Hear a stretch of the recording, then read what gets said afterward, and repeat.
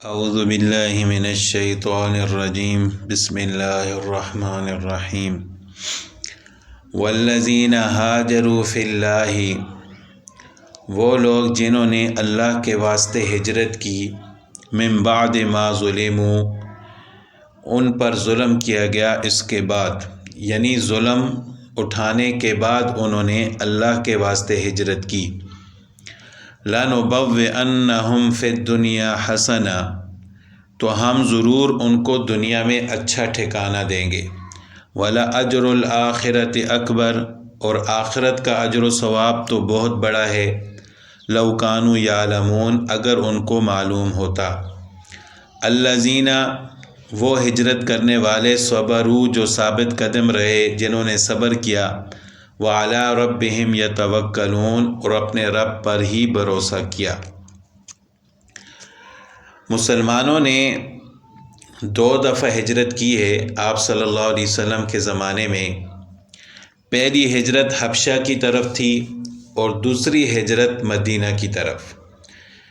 جب آپ علیہ السلام نے نبوت کا اعلان کیا تو شروع میں جو لوگ ان کے ساتھ ایمان لائے تو کفار ان پر طرح طرح کے مظالم ڈھاتے تھے، طرح طرح کی تکلیفیں دی جاتی تھیں، ان پر زندگی تنگ کر دی جاتی تھی۔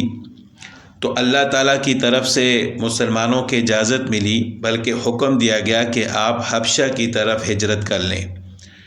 تو ایسی مجبوری کی حالت میں اپنے وطن کو چھوڑنا بہت زیادہ مشکل ہوتا ہے۔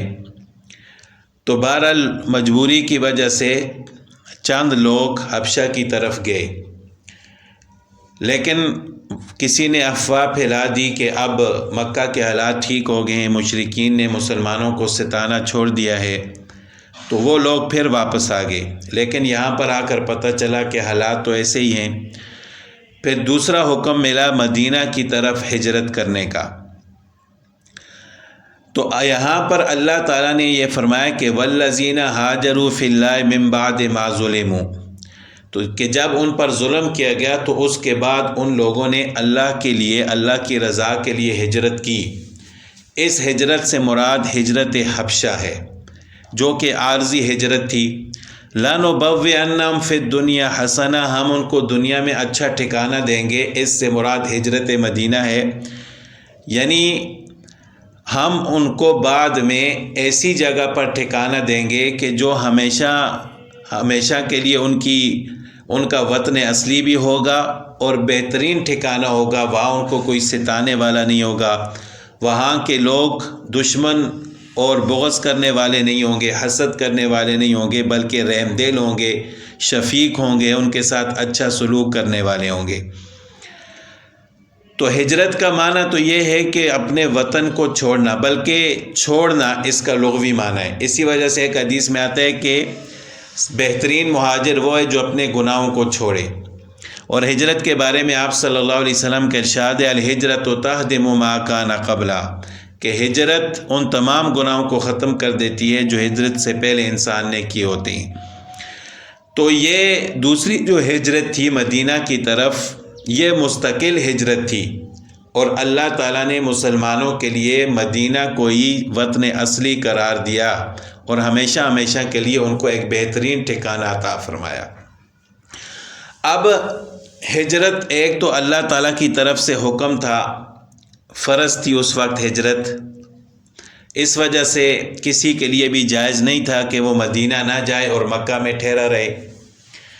اور دوسرا یہ کہ ہجرت کرنے والوں کے لیے دنیا میں اللہ تعالیٰ نے انعام کا اعلان فرمایا۔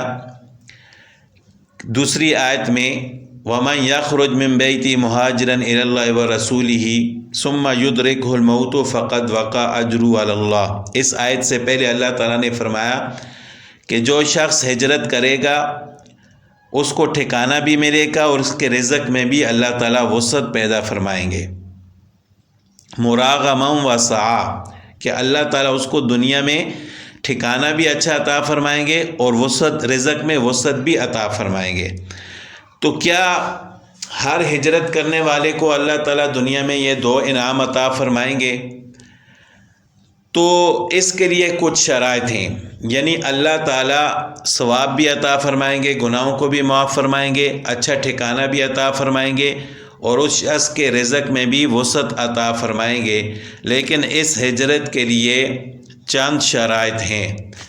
پہلی شرط یہ ہے جو یہاں پر بھی اللہ تعالیٰ نے اس آیت کریمہ میں بیان فرمائی ہے کہ والذین ہاجروا فی اللہ، کہ وہ ہجرت اللہ کی رضا کے لیے ہو، کسی دنیاوی مقصد کے لیے نہ ہو۔ اگر کوئی شخص تجارت کے لیے ایک ملک سے دوسرے ملک میں جاتا ہے، یا ملازمت کرنے کے لیے جاتا ہے، پیسے کمانے کے لیے جاتا ہے، تو اس کے لیے یہ وعدہ نہیں ہے۔ ہاں اللہ تعالیٰ اگر اس کو عطا فرما دیں وہ الگ بات ہے، لیکن یہ جو شرط ہے کہ جو بھی ہجرت کرے گا اس کو اللہ تعالیٰ بہترین ٹھکانہ اور رزق عطا فرمائیں گے، یہ اسی کے لیے ہے کہ جو اللہ کی رضا کے لیے ہجرت کرے۔ دوسری شرط کہ من بعد ما ظلموا، کہ وہ مظلوم ہو، اس پر ظلم کیا گیا ہو۔ ایسا شخص جب کفار اس پر ظلم کریں، دین اسلام پر چلنا اس کے لیے مشکل ہو جائے، ناممکن ہو جائے، تو پھر وہ اللہ کی رضا کے لیے ہجرت کرے۔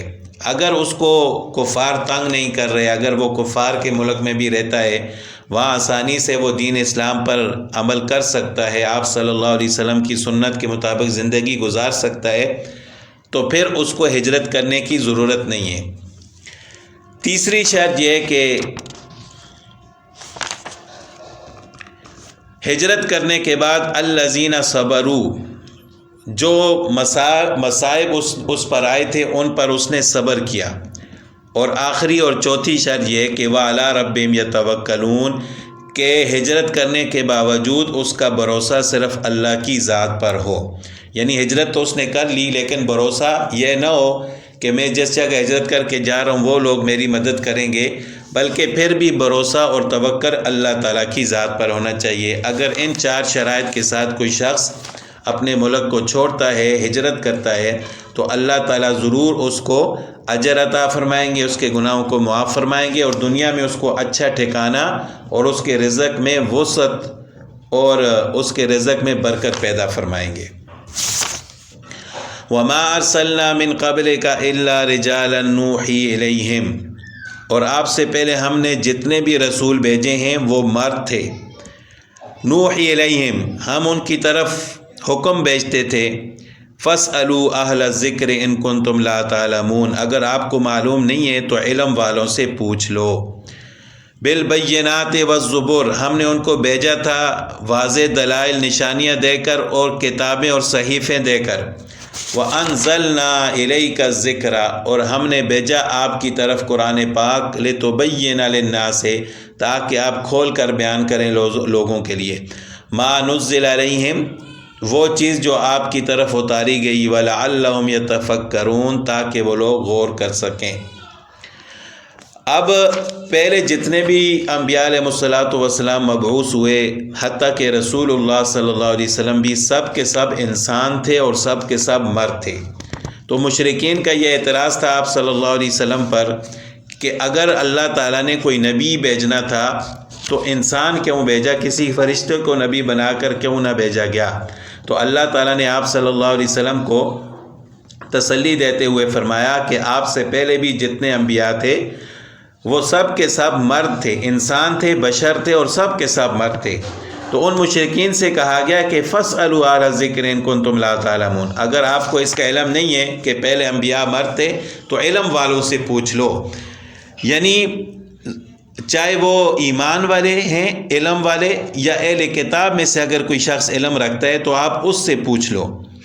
تو اہل الذکر سے یہاں ذکر کے کئی معنی آتے ہیں، لیکن یہاں علم معنی ہے، یعنی علم والوں سے پوچھ لو۔ تو جب یہ آیت نازل ہوئی تو مشرکین مکہ نے اپنا ایک قاصد مدینہ بھیجا، مدینہ کے یہودیوں کے پاس، کہ ان سے جا کر پوچھ لیجئے کہ آیا پہلے جتنے انبیاء تھے وہ سب کے سب انسان اور مرد تھے؟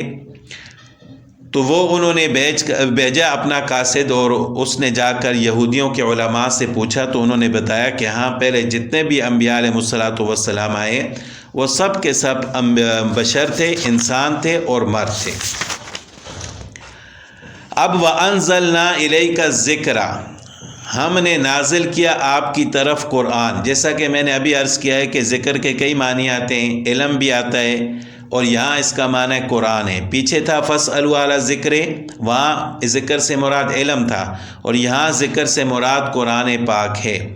اور رسول اللہ صلی اللہ علیہ وسلم کو اس آیت میں حکم دیا گیا کہ آپ صلی اللہ علیہ وسلم قرآن کی نازل شدہ آیات کا بیان اور وضاحت لوگوں کے سامنے کریں. لِتُبَيِّنَ لِلنَّاسِ مَا نُزِّلَ إِلَيْهِمْ.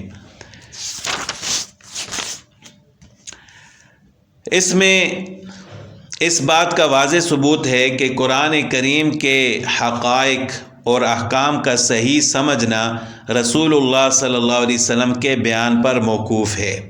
یعنی جس طرح قرآن کریم کے الفاظ اللہ تعالیٰ کی طرف سے ہیں، اسی طرح قرآن کریم کے معانی بھی اللہ تعالیٰ کی طرف سے نازل ہوئے.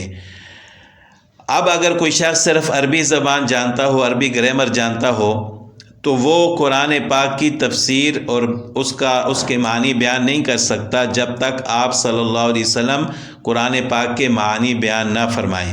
اس وجہ سے اللہ تعالیٰ نے جب بھی کوئی کتاب نازل فرمائی تو ساتھ نبی کو بھی بھیجا کہ اس کتاب کے اندر جو احکامات ہیں وہ پڑھ کر لوگوں کو سنائیں. اب قرآن پاک بھی اللہ تعالیٰ نے نازل فرمایا تو رسول اللہ صلی اللہ علیہ وسلم پر نازل فرمایا تاکہ آپ صلی اللہ علیہ وسلم قرآن کریم کے احکامات کو، اس کے الفاظ کو بھی اور قرآن کریم کے معنی کو بھی لوگوں کے سامنے بیان فرمائے. صرف یہ نہیں کہا گیا کہ صرف کتاب بھیج دی گئی اور لوگوں کو کہا کہ خود پڑھو اور اس پر عمل کرو. اگر کوئی شخص عربی زبان جانتا بھی ہے تو صرف عربی جاننے کی وجہ سے وہ قرآن پاک کو نہیں سمجھ سکتا.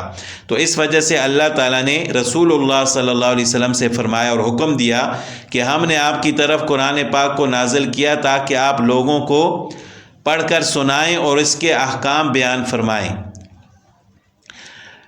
تو سنت رسول صلی اللہ علیہ وسلم جتنی بھی ہے وہ سب کی سب گویا کہ قرآن پاک ہے. یعنی اللہ تعالیٰ نے جو احکامات قرآن کریم میں بیان فرمائے، رسول اللہ صلی اللہ علیہ وسلم احادیث مبارکہ کے ذریعے آپ صلی اللہ علیہ وسلم نے قرآن پاک کا مطلب اور معنی بیان فرمائے ہیں اور عملی طور پر بھی کر کے دکھایا ہے. تو اس کا مطلب یہ ہے کہ رسول اللہ صلی اللہ علیہ وسلم کی جتنی بھی احادیث ہیں وہ بھی وہی ہیں اور قرآن پاک کی تفسیر ہیں، اور آپ صلی اللہ علیہ وسلم کی جو سنت مبارکہ ہے وہ بھی عین قرآن پاک ہے. یعنی قرآن پاک پر آپ صلی اللہ علیہ وسلم نے عملی طور پر بھی عمل کر کے دکھایا ہے. تو ایک وہی تو وہ ہے جو جبرائیل علیہ السلام لے کر آتے تھے، وہ قرآن پاک کی صورت میں ہمارے پاس موجود ہے، اور ایک وہی وہ ہے جو بغیر فرشتے کے اللہ تعالیٰ رسول اللہ صلی اللہ علیہ وسلم کے دل میں کوئی بات ڈال دیتے تھے، وہ احادیث مبارکہ کی صورت میں ہمارے پاس موجود ہے. تو قرآن بھی وہی ہے اور احادیث بھی اللہ تعالیٰ کی طرف سے ہیں، یعنی یہ بھی وہی ہیں. لہٰذا نہ تو ہم قرآن پاک کو چھوڑ سکتے ہیں، نہ رسول اللہ صلی اللہ علیہ وسلم کی احادیث کو چھوڑ سکتے ہیں، بلکہ آپ صلی اللہ علیہ وسلم کی احادیث اور آپ صلی اللہ علیہ وسلم کی سنت یہ قرآن پاک ہی ہیں، قرآن پاک کے سمجھنے میں معاون و مددگار ہیں.